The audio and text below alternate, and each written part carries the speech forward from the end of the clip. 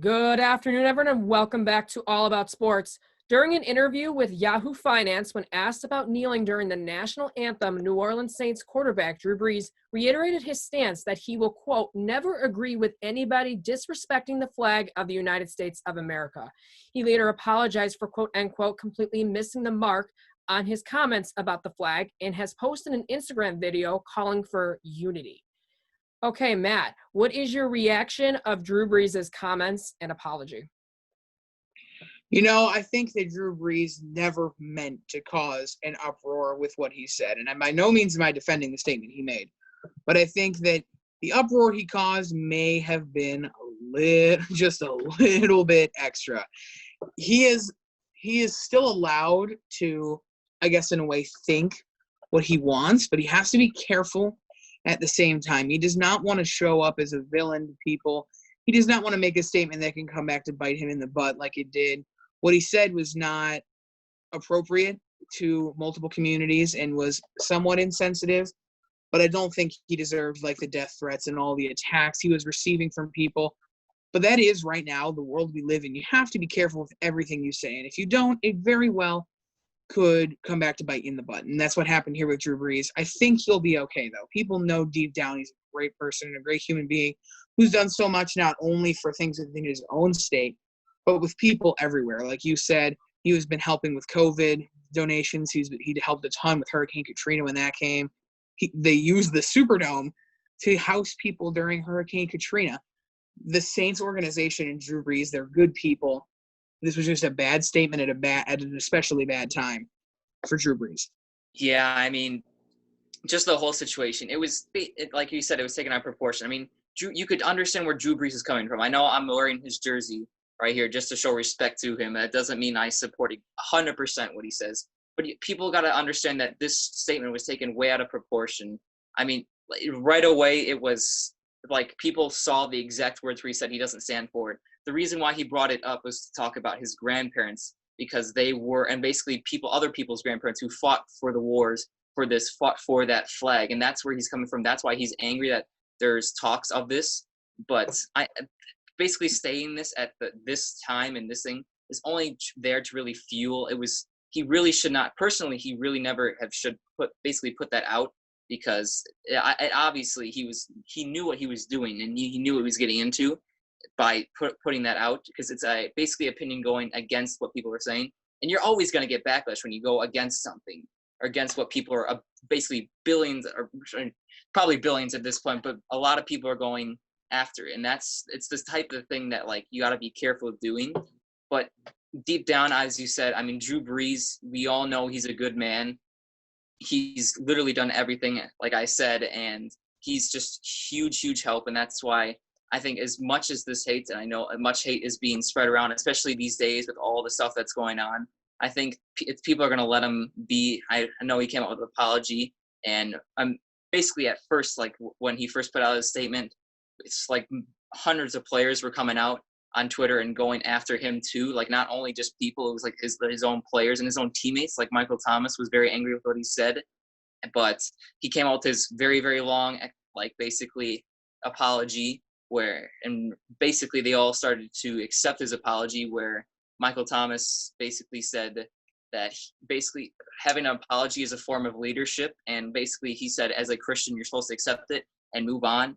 And I think that shows that they deep down, they know that this is just a little basically bump in the road or bump in the relationship, but they're still going to be best players. I mean, the two just had the best QB wide receiver ratio last year. So I think this is only going to help build their relationship. So despite it being such a negative thing, and I think Drew Brees is going to be able to bounce back. Yeah, I like how you mentioned the how his grandfathers fought for World War II. I'm definitely going to get to that. Drew Brees' original comments, they were extremely insensitive and ignorant, especially what we are experiencing right now as a nation. Especially this was his first media appearance since the passing of George Floyd on Memorial Day. On that note, I'd like to give my condolences to the Floyd family and the Black community for that. I was really alarmed on how tone deaf Brees actually appeared to be. The comments he got from his teammates, in particular Malcolm Jenkins and Michael Thomas, as well other players around the league, those were very justified. However, there are others on the media whose comments aren't justified under any circumstance. We have gotten to the point in society where everybody thinks they're like Zeus or the judge. Okay, Drew Brees made a mistake. I'm not saying he's right here. He's definitely in the wrong making here, but I'm basically saying he made a mistake. Some of the ways he was portrayed and the animosity he received, it was overkill. Let's not forget the incredible things he's done for the city of New Orleans post Hurricane Katrina and throughout his life. Ethan mentioned that what they did for Hurricane Katrina and what he did for COVID-19. That is a person who Drew Brees is. We know him as that. Now, the distinct part where I believe Drew Brees was tone deaf, we're mentioning those who fought for our country in World War II and disrespecting the flag and all that. Now, does he only think that white people fought in World War II? That's the thing where I understand where people are probably getting a little upset about. So, those that took U.S. history, you'll know this. Established in 1944 was the GI Bill.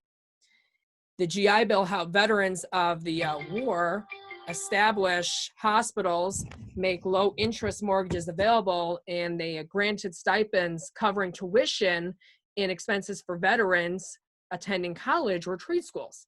Now, that sounds pretty good, right? The bill, however, it did not distinguish the race of the veterans it aided. The educational level completed by the veterans differed for Black and white veterans, even though the bill technically provided the exact same aid to both races. So within this GI Bill, obviously, I don't know if a lot of people know this, but the GI Bill was not administrated by the federal government. It was administrated by the states. Back then, Jim Crow still existed. The civil rights movement didn't happen for another 20 years. Soldiers of color, when they returned from war, they were not given a hero's welcome. They were given, when they came back, violence and racism. They weren't honored at restaurants. They had to eat outside because of Jim Crow. So that's the thing where people probably got a little upset at Drew Brees, and I completely get that. But Malcolm Jenkins, how he handled the situation with Drew Brees, that is the way that needs to be handled in this situation. Well said. I agree with that. Let's move on to the apology. What do you guys think of that? It was a very, very long apology, but I think it was very, very well written and very, very wholesome. The points that he made were just straightforward. He basically right away said he was in the wrong. He accepted what he basically did. He knew that he basically went against all the, like I said earlier, he was basically did the absolute worst thing he possibly could do at the time and just start more feuds and make things. But he apologized. He said he would help out. He made another donation to the whole Black Lives Matter movement to further proven his proven his point that he really is sad and basically feels bad for what he did. And that's why I think it's great. His players, like I said earlier, Michael Thomas and also Cameron Jordan, he was the one who said the statement he posted with his Twitter. It says an apology is a form of true leadership. And that's taking ownership for his responsibilities that he did. And they're basically saying that he knew he was in the wrong and he's going to just accept his fate and move on from that. And that's why we're all human. We all make mistakes. We're all going to move on in life. This is not just going to be the end of the world. So just having one little bump in the road, like I said, as my analogy last time, I think they'll be able to move on from this. And I think Drew Brees will just become a better person, even though he's one of the better people in the world. I think he'll just learn from this and become an even better person. Drew Brees is one of the most educated people I think that I've met in sports world, especially. Drew Brees made a mistake. He admitted it. He said, hey, I made a big mistake here. I shouldn't have said what I said. And I'm very sorry. I was insensitive, and I'm going to move on from this, and we're going to learn from this. Drew Brees is one of those guys where he is open, he is smart, he is genuine. I think people genuinely knew what he was doing. He never meant to harm or hurt anybody. And I think that Drew Brees is going to be okay. He's going to be okay. They're going to move on. I think the biggest issue is going to be with his teammates. Apart from that, I think they're going to move on. The Saints hopefully will not have any issues with this. and it won't be as this never happened, but it'll be a great learning experience, not only for Drew Brees, but the entire organization. Wow, that is definitely very well said from both of you. I'm just going to add this part. Every word that he said in that Instagram apology, not just the written part, but the video, he meant every word he said. He expressed the sorrow in his eyes, and you can tell he meant everything he said. The next day he had a Zoom conference call with his team.